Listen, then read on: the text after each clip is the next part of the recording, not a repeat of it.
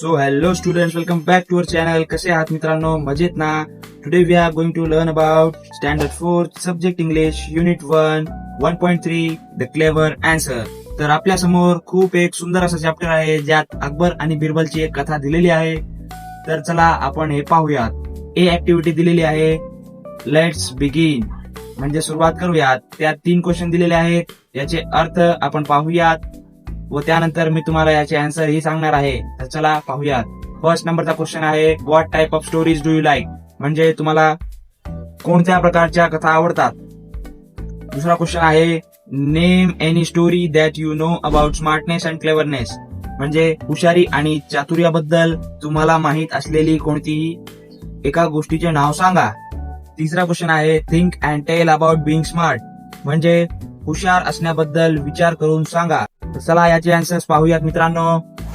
First question दिलेला आहे, what type of stories do you like, याचे आन्सर असेल, I like stories that are interesting, educational and have a moral, म्हणजे मला अशा कथा आवडतात ज्या मनोरंजक, शैक्षणिक आणि बोधप्रद असतात.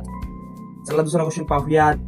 Name any story that you know about smartness and cleverness, म्हणजे हुशारी आणि चातुर्याबद्दल तुम्हाला माहित असलेली कोणतीही एका गोष्टीचे नाव सांगा. याचे उत्तर असेल, one story I know about smartness and cleverness is the clever farmer, म्हणजे हुशारी आणि चातुर्याबद्दल मला माहित असलेली एक गोष्ट म्हणजे चतुर शेतकऱ्याची. तिसरा question, think and tell about being smart, म्हणजे हुशार असणे याबद्दल विचार करून सांगा. याचे उत्तर असेल, being smart means using our mind in the right way.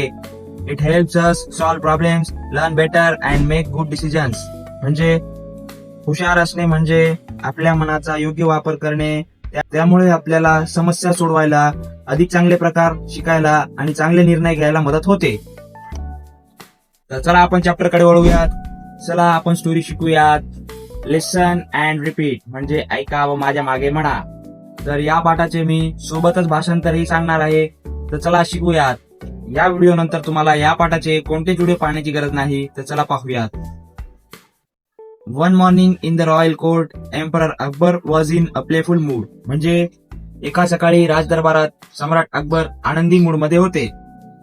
He asked his wise minister Birbal, म्हणजे त्यांनी आपल्या शहाण्या मंत्री बिरबलला विचारले, tell me Birbal, how many crows are there in my kingdom, म्हणजे बिरबल मला सांग, माझ्या राज्यात किती कावळे आहेत.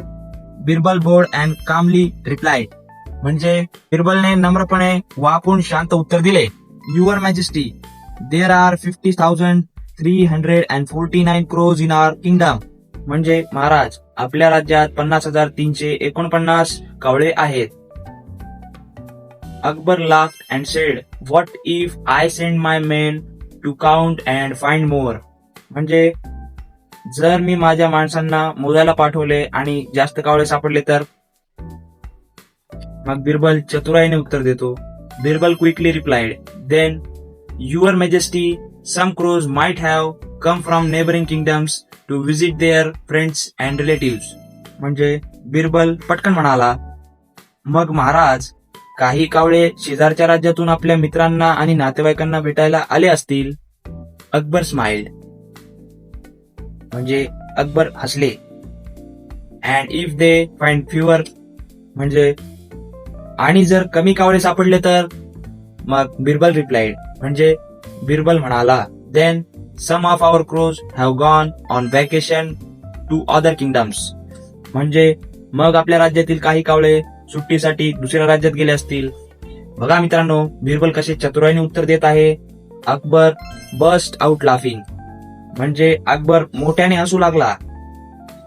Birbal, you always have an answer, म्हणजे बिरबल, तुझ्याकडे नेहमीच उत्तर असते. तर या पाठाचा सोप्या भाषेतील अर्थ म्हणजे, या गोष्टीत बिरबलाने आपल्या हुशारीने अकबराच्या प्रश्नांची मजेशीर उत्तरे दिली, त्यामुळे अकबर खूप खुश झाला.